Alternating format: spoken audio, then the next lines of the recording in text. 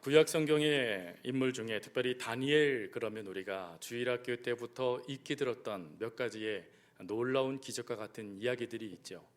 그 첫 번째가 먼저 다니엘을 이야기를 들면 다니엘은 사자굴에 들어갔지만 사자들이 다니엘을 먹었다 이렇게 기록되지 않고 오히려 저가 그 사자굴에 들어갔지만 안전하게 그가 그곳에서 다시금 나오게 되었다라는 기적의 말씀을 우리는 너무나 잘 알고 있습니다. 또한 다니엘의 세 친구들도 마찬가지죠. 여러분, 다니엘의 세 친구들이 절해라 그랬더니 절을 하지 않아요. 그러니까 이 느부갓네살 왕이 화가 납니다. 그래서 풀무불을 몇 배나 강하게 한 다음에 그 안으로 이 다니엘의 세 친구들을 집어 던지게 되어지죠. 근데 놀라운 것은 이 다니엘의 세 친구들이 조금도 그 몸이 그르거나 또 타지 않고 온전한 모습으로 이곳에서 나오게 됐을 뿐만 아니라 3명을 그 안에 넣었는데 4명의 그림자가 있어서 저기에 신의 아들이 함께 있었다라는 기적의 말씀, 아마 여러분들은 다 알고 계실 말씀일 것입니다. 그렇다면 다니엘은 이런 기적의 이야기만 있느냐? 그렇지 않죠. 다니엘서에는 이것뿐만 아니라 구약의 예언서라고 불릴 정도로 수많은 예언들이 마치 연대별로 기록될 정도로 아주 하나님의 예언의 말씀이 구체적으로 정확하게 기록된 말씀이 또한 다니엘서입니다. 그러면 다니엘서의 주제가 기적 그리고 예언일까요? 다니엘서의 주제가 그렇다면 이렇게 하나님의 기적을 맛볼 수 있는 방법, 그리고 하나님의 예언을 어떻게 이룰 것이냐에 대한 말씀이 기록된 것일까요? 또 예전에는 주일학교에 다닐 때 이 다니엘의 모험 이야기를 듣다 보면 마치 나도 또 한 명의 다니엘이 된 듯한 착각을 하게 됩니다. 그래서 다니엘서를 읽을 때 이 이야기를 모험 이야기, 즉 믿음을 갖고 하나님을 위해 옳은 일을 행하면 위험과 핍박 그리고 그 놀라운 역사들이 임해올 때마다 하나님은 우리를 구원해 주신다라는 생각을 갖고 믿음장으로 또한 이 다니엘서를 우리가 생각하기도 하지요. 그래서 여러분 어떻습니까? 믿음만 있으면 불로, 믿음만 있으면 사자굴로 들어가도 잡혀먹을 것 같지 않고 불에 그을리지 않을 것 같은, 타지도 않을 것 같은 그런 확신이 들지 않습니까? 아멘을 안 하시네요. 그러나 현실은 아멘 안 하신 거랑 동일합니다. 믿음이 있어도 안타깝게도요, 풀무불 사자굴에 들어가면 살아나올 확률이 극히 적습니다. 특별히 이 놀라운 기적과 같은 역사는 다니엘서 외에는 어떤 곳에서도 기록되어 있지 않습니다. 즉 특별하게 하나님께서 다니엘과 세 친구들에게 이와 같은 역사를 일으키셨다라는 것이죠. 그러면 믿음은 뭡니까? 이들 가운데 믿음이 있었습니다. 그러나 그 믿음이 하나님의 역사보다 앞서지는 않는다라는 것이죠. 그리고 설령 믿음이 있어도 믿음이 있는 사람이라 할지라도 어려움을 당할 수 있다라는 것입니다. 오늘 이 다니엘서의 전체적인 내용뿐만 아니라 그리고 성경에 나와 있는 인물들을 한번 보십시오. 성경에 기록되어 있는 인물들에 대해서 히브리 기자는 뭐라고 이야기하냐면 그들은 다 믿음의 사람들이었다라고 이야기합니다. 믿음의 길로 걸어갔더니 어떤 이들은 승리로, 어떤 이들은 하나님의 은혜로, 어떤 이들은 하나님의 복을 받는 놀라운 역사들이 가득했죠. 그러나 이 분위기가요 급반전되어집니다. 믿음이 있어서 복을 받고 믿음이 있어서 잘되고 믿음이 있어서 번성하는 것, 그것이 우리들이 바라는 내용입니다. 내가 하나님을 믿으면 모든 것이 협력하여 선을 이룹니다 라는 그 확신이 우리들 가운데 믿음을 맹신하게 만들어버리죠. 하나님의 말씀은 맹신할 정도로 달콤합니다. 그러나 여러분, 그 말씀만 하나님이 주시는 게 아니라는 거예요. 히브리서 11장 36절부터 40절 말씀을 가보면 조금 전까지만 하면 믿음의 사람들은 어땠느냐 그것을 쭉 이야기하다가 이 분위기가 확 바뀌어져서는 믿음의 사람이라 불리는 사람들의 안타까운 모습들이 나옵니다. 그들의 모습은 어떤 이는 고문을 당합니다. 어떤 이는 조소를 당하고 채찍질을 당하고 족쇄를 채우고 투옥을 당하며 가난하 지독하게 가난을 경험하고 박해와 학대를 당하며 동굴과 땅속의 구멍 속에 숨어 있는 자들, 여러분 이들이요 믿음의 사람들이래요. 여러분들은 믿음의 사람, 아니 저와 여러분들은 지금까지 믿음에 대해서 배워왔을 때 믿음은 반드시 잘 된다, 믿음은 반드시 번성한다, 믿음은 반드시 하나님의 역사가 있다라고 우리가 배웠습니다. 그런데 여러분, 현실의 뚜껑을 열고 보니까 믿음이었는데, 하나님을 믿었는데, 하나님을 사랑했는데 어려움이 임해오더라는 거예요. 더군다나 아담과 하와가 죄를 진 다음에 이 땅 가운데 첫 아들이 태어났는데 그 아들 이름이 가인입니다. 그리고 둘째 아들이 아벨이죠.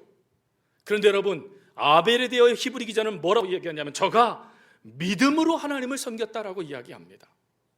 즉 믿음으로 하나님을 섬기고 믿음으로 하나님을 사랑하고 믿음으로 하나님을 위하여 내 좋은 것을 하나님께 드렸는데 결론이 뭡니까? 자기 친형에게 돌로 맞아 죽임을 당하는 거예요. 여러분, 그렇다면 도대체 이 믿음이 우리가 원하는 믿음도 아니고 우리가 소원하는 믿음도 아닌데 왜 하나님은 이런 사람들을 향하여 믿음의 사람이었다라고 인정을 하실까요? 환경이 어렵고 상황이 어렵고 심지어 믿음으로 반응했지만 전혀 하나님의 은혜라고 말할 수 없는 역사들이 나타났는데 히브리 기자는 왜 그런 사람들을 향하여 믿음의 사람이었다라고 고백하고 있는 것일까요? 그리고 오늘 다니엘서는 오늘 우리들에게 믿음의 사람은 반드시 잘 되는 것만 아니라 그 속에 어려움도 있고 아픔도 있고 힘듦도 있다라면 도대체 믿음의 사람들은 어떻게 이 땅을 살아가야 되느냐, 오늘 그것을 우리들에게 말씀해 주신다는 것입니다. 특별히 히브리 기자는 이 어려움을 당한 이들을 상황을 쭉 이야기하면서 맨 마지막에 한 구절을 적어놔요. 그 구절이 무엇이냐면 거기에 하나님의 역사가 있다라는 것입니다. 거기에 하나님의 계획하심이 있다라는 거예요. 무슨 계획하심입니까? 여러분, 우리가 삶을 살아가다 보면 어려운 환경이요 한두 가지가 아닐 거예요. 다양한 문제들이 여러분들을 향하여 엄습해 옵니다. 다양한 문제들이 여러분들을 향하여 달려듭니다. 여러분들이 예수 믿는 것 때문에 고통을 당하게 만들어요. 예수 믿는 것 때문에 조롱을 당하게 만들어요. 예수 믿는 것 때문에 직장에서도요 소외를 당하게 되어집니다. 그럴 때 하나님이 역사하시는 계획은 무엇이냐면 그 문제를 해결하시기보다 그 문제를 당하고 있는 우리의 편이 되어 주신다라는 것이에요. 하나님이요 그 문제 해결하실 수 있는 능력이 있습니다. 하나님이요 그 상황 바꿔주실 역사가 능력이 있습니다. 그러나 하나님은 그걸 바꾸시기 전에 우리의 편이 되어 주신대요. 우리와 함께 하신대요. 그래서 이 문제가 나의 능력이 아니라 하나님의 역사로, 하나님의 인도하심으로, 하나님의 은혜로 이것이 달라지고 있음을 경험하게 해주신다는 것입니다. 여러분, 이 역사가 왜 중요합니까? 한 가지의 모델로, 한 가지의 기준으로, 한 가지의 마치 질문처럼 문제가 하나의 모습으로 다가오지 않기 때문에 그래요. 그런데 여러분, 우리가 그 어떤 문제라 할지라도 그 속에서 하나님을 경험합니다. 그 속에서 나를 사랑하시는 하나님을 발견합니다. 그 속에서 하나님이 나를 붙잡아 주시는 그 은혜를 경험합니다. 그러면 또 다른 문제를 겪게 됐을 때 우리는 어떠할까요? 하나님이면 됩니다라는 믿음이 고백되기 시작한다는 거예요. 이 모든 상황 가운데 이 모든 상황보다 더 뛰어나신 하나님이 내 편입니다 라는 고백을 하며 어떠한 순간에도 흔들리지 않는 믿음의 삶을 살아갈 수 있도록 도와주신다라는 것입니다. 오늘 여러분, 다니엘서에서 우리가 놓치지 말아야 될 것이 바로 이 주제입니다. 여러분, 이 땅은 지독할 만큼 불경건한 시대이죠. 이 시대는요 망가질 대로 망가져가는 시대인 것 같습니다. 예전에는 도덕적으로 윤리적으로 바르게 살기를 원했습니다. 그래서 사람다움이 무엇이냐, 이것이 덕목 중에 덕목이었어요. 그러나 지금은 어떻습니까? 그거 이미 무너져 내렸습니다. 예전에는 창피해서 쉬쉬하던 일 지금은요 드러냈고 자랑해요. 또 그것뿐입니까? 3, 40년 전만 해도 기독교인, 그리스도인 그러면요 존경을 받았습니다. 야, 예수 믿는 사람은 뭔가 달라, 이런 말을 들었어요. 그래서 교회 가는 것이, 교회 다니는 것이요 사람들의 부러움이 됐습니다. 그러나 지금은요, 지금은 조롱과 비웃음, 무시, 그것을 거쳐서요 지독할 정도로 반감을 갖고 있는 시대에 우리가 살고 있습니다. 하나님을 무시해도 어떻게 이렇게 무시할 수 있지? 라는 시대 가운데 우리가 살아가요. 그런 이 시대를 살아가는 우리들에게, 지독히도 불경건한 그 세상 속의 한복판에서 살아가야 될 우리들에게 어떠한 삶을 하나님은 원하실까? 아니, 어떠한 삶을 살아가야 하나님은 생존이라는 것을 뛰어넘어 번성이라는 놀라운 역사를 우리에게 허락하실까? 우리는 여러분 이것을 질문하지 않을 수가 없습니다. 여러분, 이 질문에 대하여 분명한 답을 주고 있는 것이 다니엘서입니다. 그래서 다니엘서는 기적 이야기, 그리고 다니엘서는 예언 이야기, 그리고 다니엘서는 무엇인가 특별한 역사를 경험하는 그 이야기들이 담겨져 있는 장이 아니라 어떻게 하면 이렇게 불경건하고 믿음으로 살아가기가 힘든 시대 가운데 어떻게 하면 하나님의 자녀답게 살아갈 수 있을 것이냐, 하나님은 어떻게 살아가는 이들을, 그 자녀답게 살아가는 이들을 어떻게 번성이라는 역사로 하나님의 은혜를 더해 주시느냐, 그것에 대한 답을 주는 말씀이 다니엘서입니다. 그래서 여러분, 다니엘서는 오늘 이 땅을 살아가는 우리들에게 너무나 중요한 말씀이기도 하죠. 저는 이 말씀을, 하나님의 은혜를 가지고 이 말씀을 몇 주에 걸쳐서 함께 살펴볼 겁니다. 물론 자세하게 다 살펴볼 수는 없겠지요. 하지만 그 순간 믿음의 사람 다니엘이 정말 그가 믿음이 있었지만 그에게 닥쳐진 수많은 어려움들을 어떻게 극복해가며, 그리고 그 속에 놓치지 않고 있었던 하나님은 누구이신가, 이것을 함께 나누며 은혜를 경험하는 우리 시간들이 될 수 있길 바랍니다. 여러분, 먼저요 다니엘이 경험한 불경건의 모습을 우리가 집중해서 살펴봐야 됩니다. 다니엘은 불경건한 시대의 한복판에 노예로 살게 되어집니다. 여러분, 이때의 이 모습은요 다니엘에게서는 참 암담하고, 그리고 그 어떤 곳에도 희망이 없는 상황일 거예요. 여러분, 그 속에 이 바벨론의 그 모습 속에 다니엘이 그대로 벌거벗은 채로 노출당하게 되어집니다.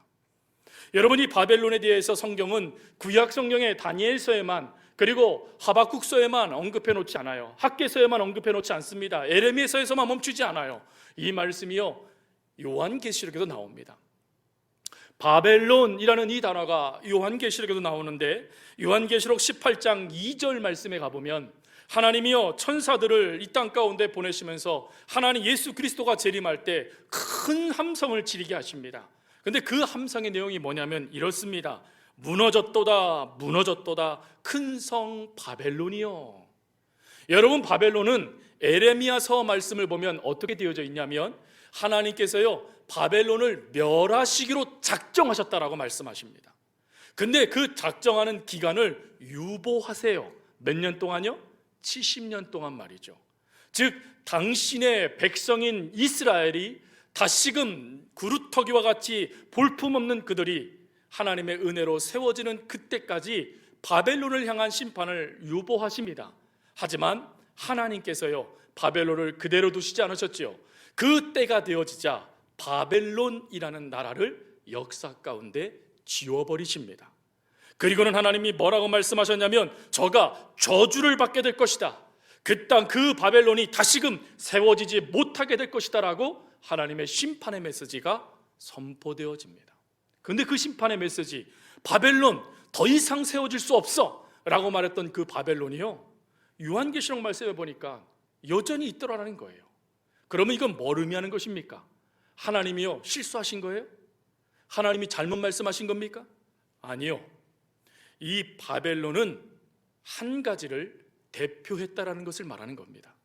그것이 무엇이냐면 바벨론은 악의 화신을 대표했다라는 것입니다. 즉 악하다라는 평가를 받을 때 그 악을 대표할 수 있는 나라, 악을 대표할 수 있는 이름이 바로 바벨론이었다라는 것이에요.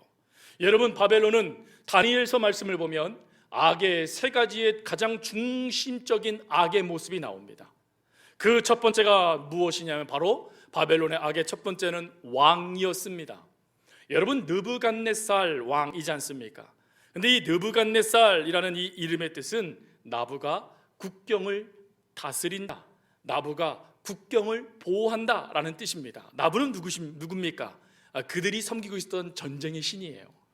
그러니까 전쟁의 신이 자신을 보호하고 있으니 이 땅 무너지지 않아. 그게 느부갓네살 왕의 이름이었어요.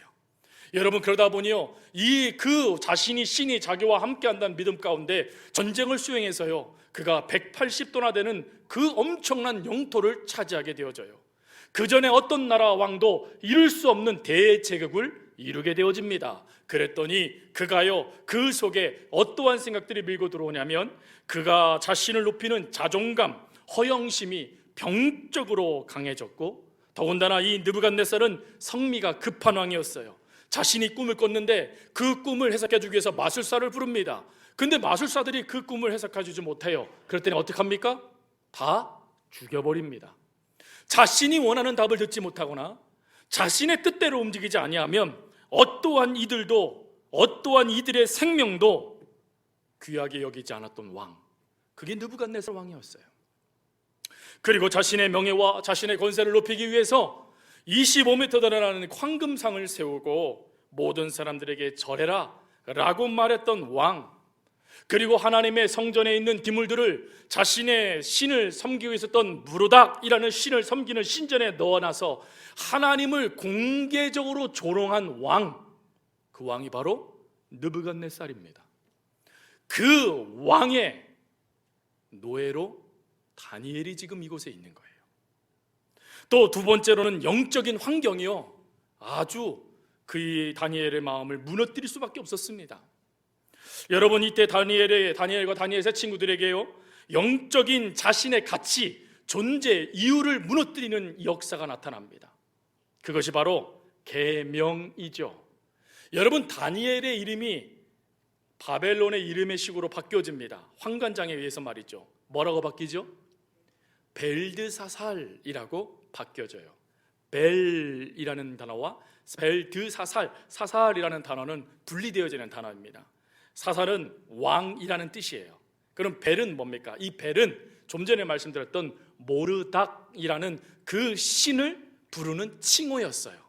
그러니까 이 다니엘의 이름의 뜻이 뭐예요?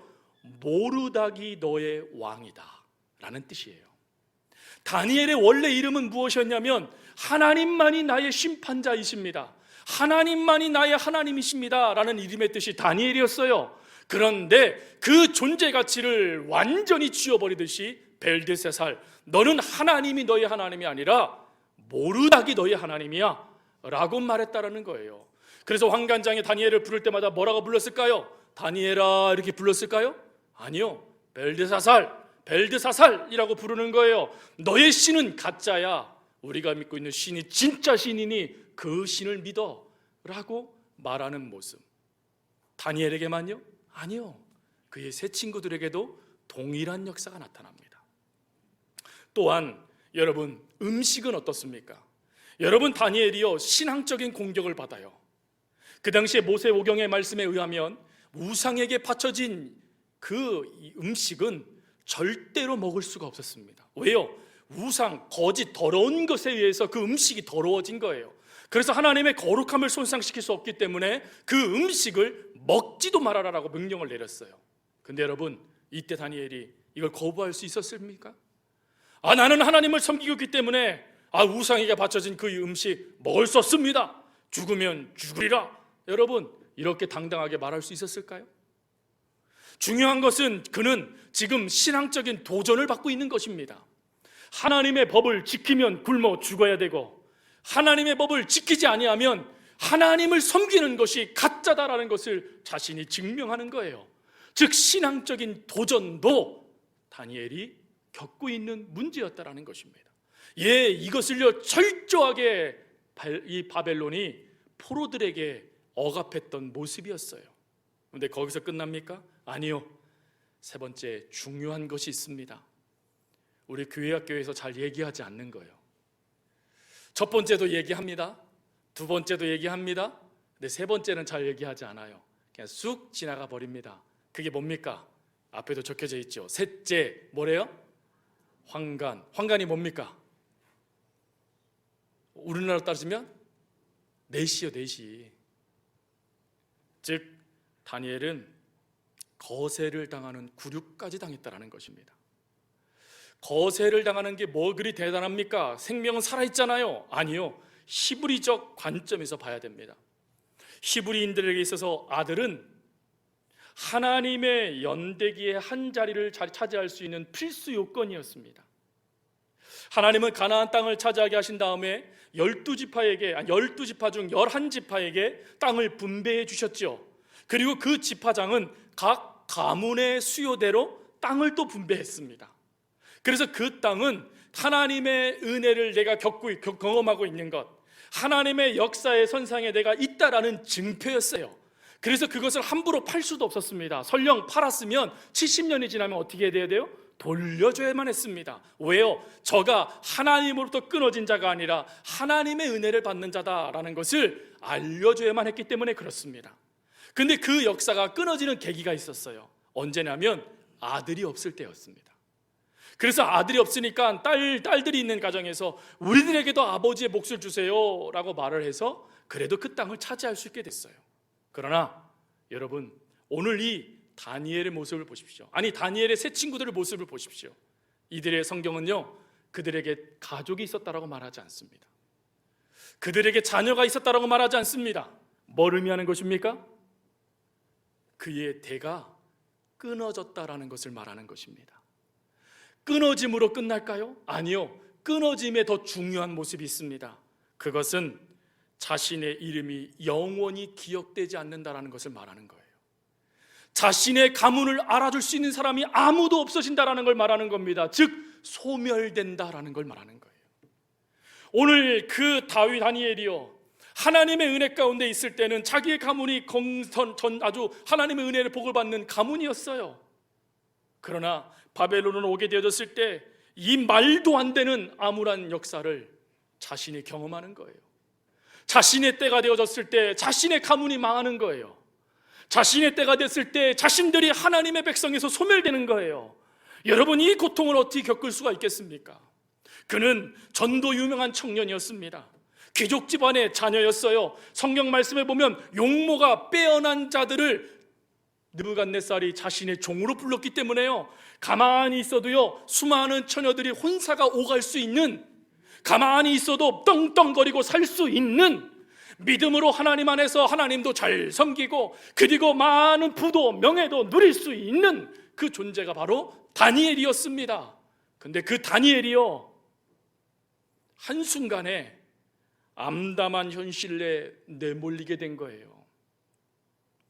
믿음이 없어서 내몰린 게 아니에요, 여러분. 그가 매 순간순간마다 하나님을 언급한 걸 보십시오.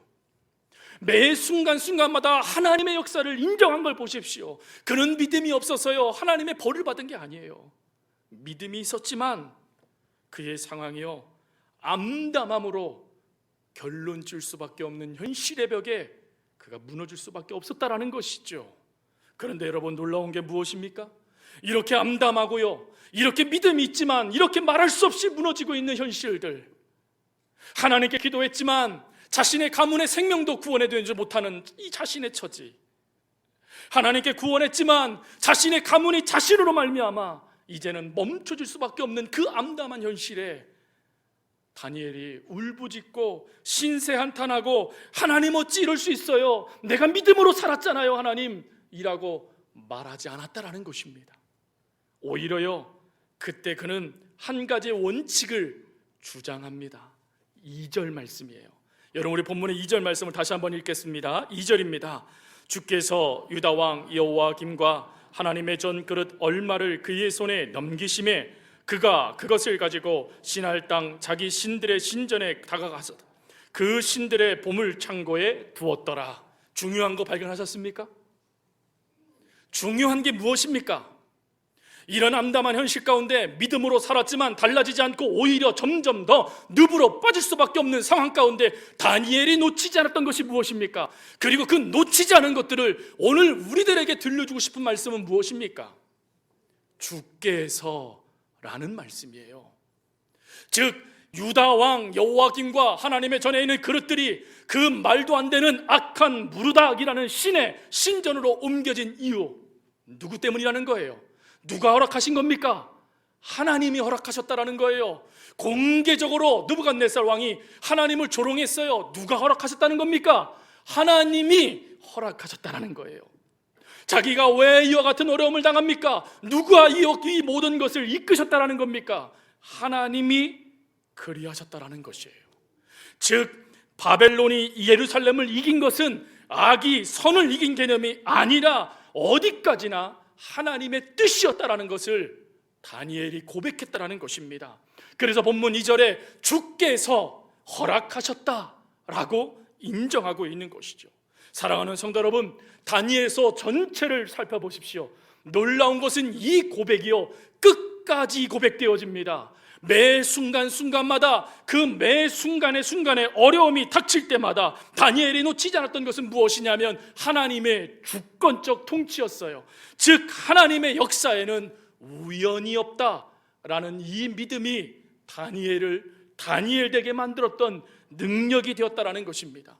사랑하는 성도 여러분, 지금 여러분들에게 펼쳐지는 이 상황들이 우연이면 좋겠지요. 그러나 사랑하는 성도 여러분, 하나님 곁에는 우연이라는 것은 없습니다.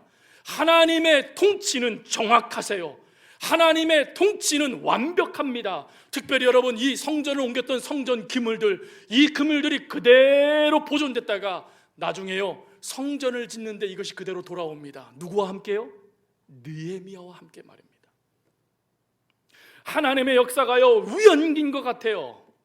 하나님의 역사가요 그렇게 우리들을 향하여 믿음으로 살았지만 그것이 우리들에게는 피부에 와닿지 않는 것 같아요. 나는 여전히 어려운 것 같아요. 그러나 그때 다니엘이 놓친 것은 무엇이냐면 주께서 이 모든 것 가운데 역사하신다 라는 그 믿음을 그가 놓치지 않고 자신이 거세를 당하고 암담한 현실 가운데 노출당하고 그리고 신앙적인 도전을 받아도 하나님은 하나님이셔, 하나님은 모든 것 가운데 역사하셔 라는 믿음을 가지고 그가 그 걸음을 걸어갔다라는 것이에요.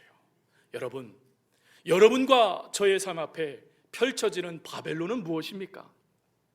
아니, 지금 하나님보다 더 크다라고 느껴지는 바벨론은 무엇입니까?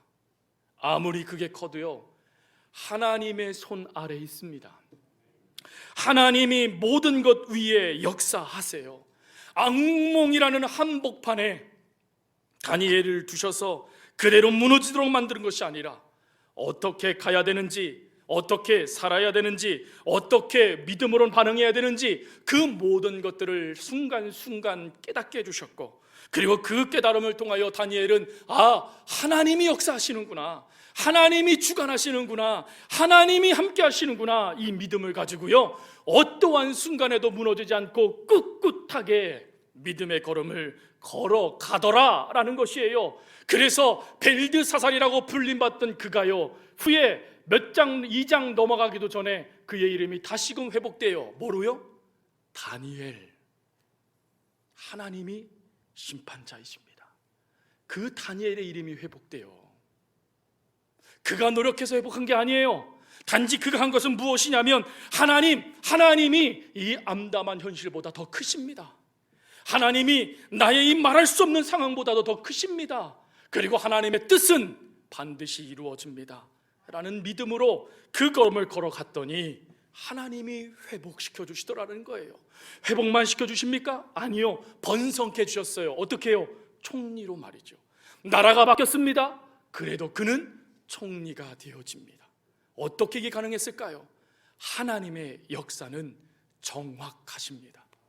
하나님이 여러분들에게 펼치시는 것은 너무나 정확하십니다. 그것을 다니엘이 인정했다라는 거예요. 그것을 인정하고 그 믿음 가운데 이 다니엘서의 말씀을 읽어나가라라고 오늘 우리들에게 말씀해 주는 것입니다. 말씀을 마칩니다. 여러분, 찬송 중에 이런 찬송이 있어요. 주께서 내 길 예비하시네. 주께서 내 길 예비하시네. 이제 하루하루를 주를 위해 살리라. 주께서 내 길 예비하시네. 사랑하는 성도 여러분, 이 고백이 다니엘의 고백이고 오늘 우리의 고백이 되길 원하세요. 하나님은 오늘 이 땅을 살아가는 우리들, 암담하다 못해 참담한 삶을 살아갈 수밖에 없는 우리들에게 오늘 너는 또 다른 한 명의 다니엘이 되어라 라고 말씀해 주십니다. 여러분, 또 다른 한 명의 다니엘이 되어져서 모든 역사 가운데 하나님의 주권적 통치를 인정하고 하나님의 역사에는 우연이 없습니다. 하나님의 뜻은 반드시 이루어집니다. 하나님은 정확하신 분이십니다 라고 믿음으로 선포할 수 있는 우리 모두가 되어줄 수 있기를 간절히 주님의 이름으로 부탁드립니다.